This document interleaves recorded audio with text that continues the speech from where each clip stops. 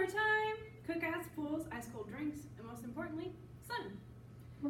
So, not do I only personally love the sun, but I also work in an industry where I'm outside all day, every day.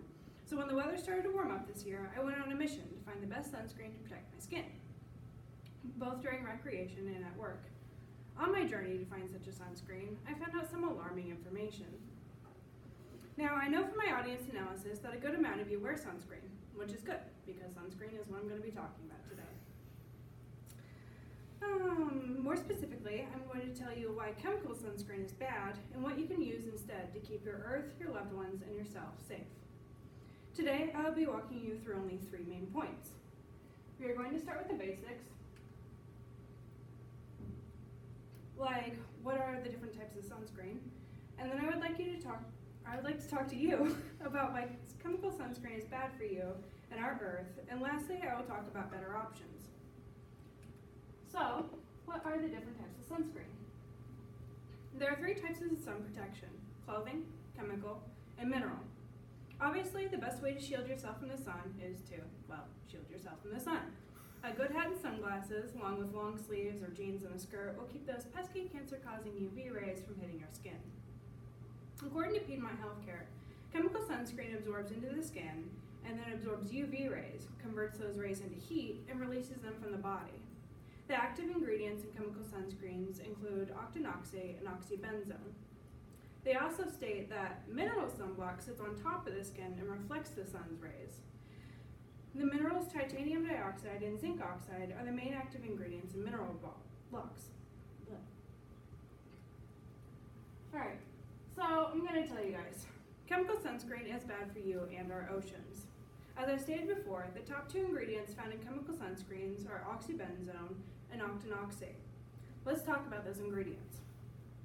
The Environmental Working Group, or EWG, states that a new study by the U.S. Center for Disease Control, the CDC, reveals that 97% of Americans are contaminated with a widely used sunscreen ingredient called oxybenzone that has been linked to allergies, hormone disruption, and cell damage. A companion study, just published 1 day earlier, revealed that this chemical is linked to low birth weight in baby girls whose mothers were exposed during pregnancy. Low birth weight is a critical risk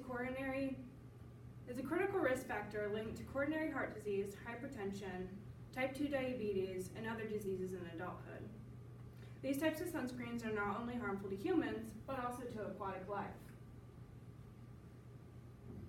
CNN journalist Maritza Mulite states that although these 2 ingredients help protect the skin from UV rays, researchers have found that in coral they cause bleaching, deformities, DNA damage, and ultimately death when sunscreen washes off beachgoers or is discharged into wastewater treatment plants and deposited into bodies of water.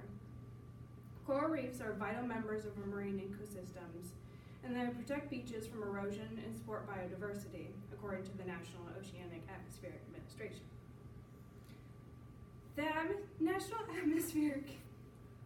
National Oceanic and Atmospheric Administration, or the NOAA, gives other examples of what these chemicals do to our reefs. They can impair the growth and photosynthesis of green algae. They accumulate in the tissues, can induce bleaching, damage DNA, deform the young, and even kill coral.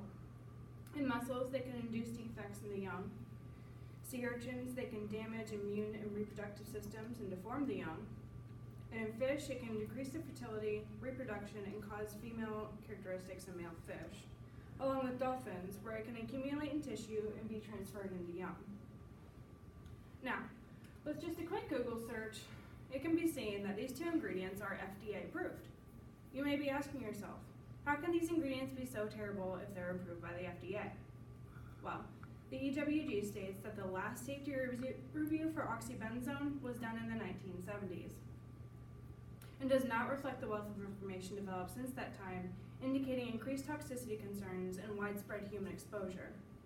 The EWG also says that the FDA has yet to issue final regulations. Instead, it encourages manufacturers to follow the draft guidelines that the agency has delayed finalizing at the behest of the sunscreen industry. As a result, sunscreen manufacturers in the U.S. are free to market products containing ingredients like oxybenzone that have not been proven safe for people. So what are the better options? Well, as I stated before, the guaranteed safest option for blocking sun is clothing. Hat, long sleeves, the works. Obviously, this is not much fun for many people. The more realistic option for most of us is mineral sunscreen.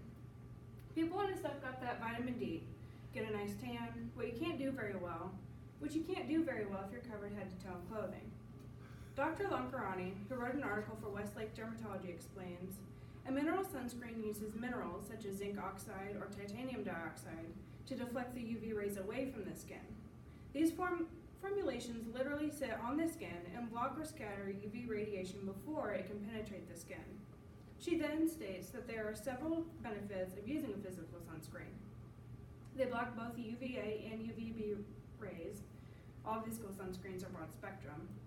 It works as soon as it's applied to the skin. It's unlikely to irritate the skin, which is great for sensitive skin types. It's unlikely to cause the clog skin pores as it does not deeply penetrate the skin. And it can limit rosacea and redness as it deflects the heat away from the skin. It also has a longer shelf life. I know that this can kind of be information overload. We learned a lot today. We covered the 3 types of sunscreens: clothing, chemical, and mineral. And we learned the better options we learned why chemical sunscreen is harmful, and we learned that better options can be used instead. I'm going to end with this. So much of what is going on in our world seems to be so big and out of our hands. But the path to change begins within our hands, with each individual making a decision. If we have enough of those decision-making individuals, we can create change. You are that decision-making individual. Your small decisions matter. Thank you.